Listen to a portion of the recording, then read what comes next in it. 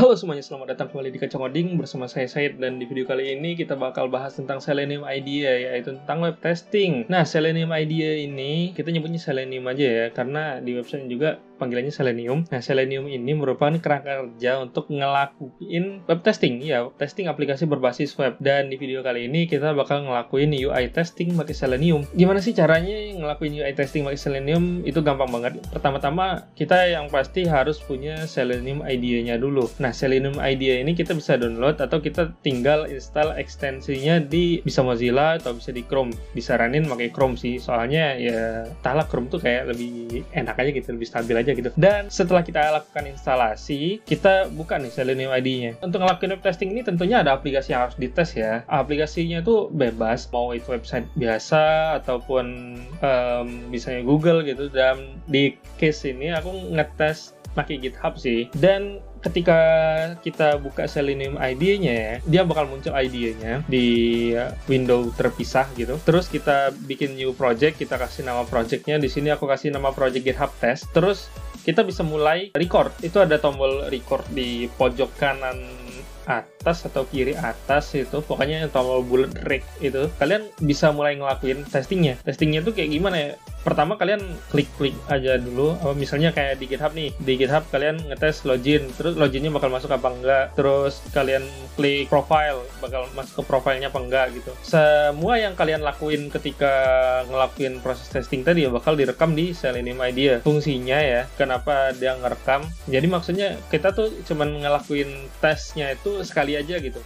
Setelah UI-nya udah ada, kita ngetes fungsi-fungsi dari UI-nya, kita butuh sekali aja ngetesnya. Untuk kedepannya kita biarin program yang udah direkam di Selenium IDEA tadi buat ngelakuin tugas ngeklik yang kita lakuin sebelumnya itu. Jadi kita nggak kerja dua kali dan waktunya juga lebih cepat. Kemudian udah dilakuin record ya, kalian pencet recordnya lagi untuk berhenti ngerekam, kemudian bakal ke record tuh semua yang udah kalian lakuin tadi. Nah, di tesnya itu kalian bisa ngasih nama tuh testingnya jenis apa gitu. Kayak di sini aku udah ada create new issue, create repo test, create wiki, delete repo test, dan search test. Terus di testing itu diklik namanya ya, yang udah kalian kasih nama tadi, itu kalian bisa klik kanan, terus bakal muncul export. Nah, klik kanan muncul yang ada kayak kotak gitu, yang isi bagian bawahnya tuh ada export. Kalian klik itu, terus dia bakal muncul pilihan language, bahasa pemrograman yang bisa kalian pilih. Apa maksudnya dari pemilihan bahasa pemrograman ini? Ini maksudnya hasil testingnya tadi mau dikeluarin, mau diekspor dalam bentuk bahasa pemrograman apa nih? Java, C++,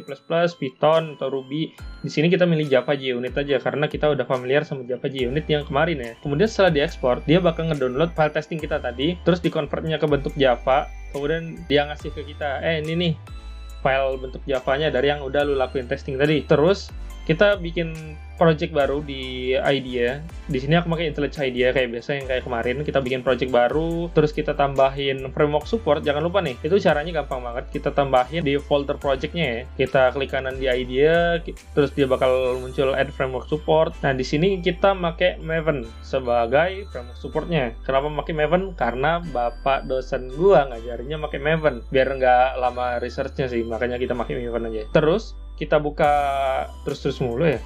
Iya sih. Terus kita buka file POM ya, POM XML-nya ya.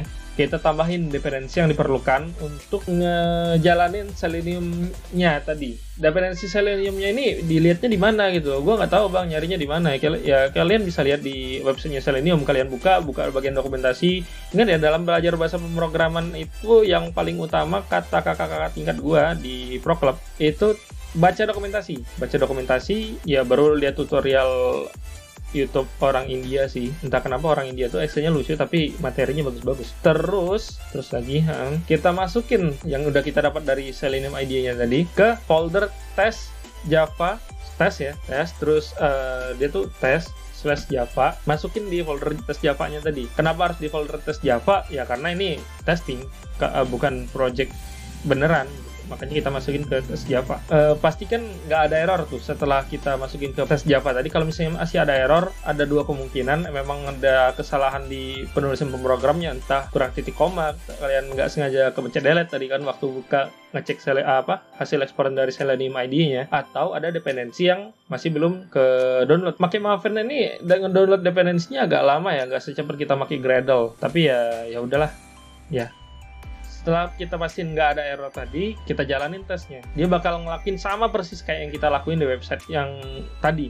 Di GitHub tadi kan misalnya, kalau tadi udah klik buat login, klik buat bikin repo baru. Dia bakal ngelakuin sama persis kayak yang aku lakuin tadi. Tapi dalam real case-nya, jadi secara teorinya bakal sama persis ya. Tapi dalam real case-nya, kadang ada beberapa kayak kejadian di sini. Ada ketika dia ngelakuin testing itu kayak ada yang kelewat gitu ngekliknya, entah karena apa kecepatan atau waktu loadingnya yang terlalu lama gitu kan. Makanya kita bisa nambahin driver.manage bla bla bla bla, nanti aku ada di layarnya entah di mana itu. Kita nyuruh program testing tadi buat nunggu kayak berapa detik gitu, atau ya berapa detik sih, biasanya 30 atau 20 lah buat screen-nya full load gitu, ngemuat semua datanya. Kemudian baru setelah semua datanya di load, kita lanjutin ke tahap berikutnya kayak gitu, biar nggak ada yang kelewat, nggak ada yang biasanya dia kalau kelewat tiba-tiba error sih, kayak di case ini juga di final resultnya kelihatannya kayak aman-aman aja gitu ya, sesuai yang kita expect, 4 berhasil 1 gagal. Padahal ketika ngejalanin kode ini, makanya aku nggak langsung ngejalanin kode ini karena bakal banyak banget yang harus di-cut. Ketika ngejalanin kode ini,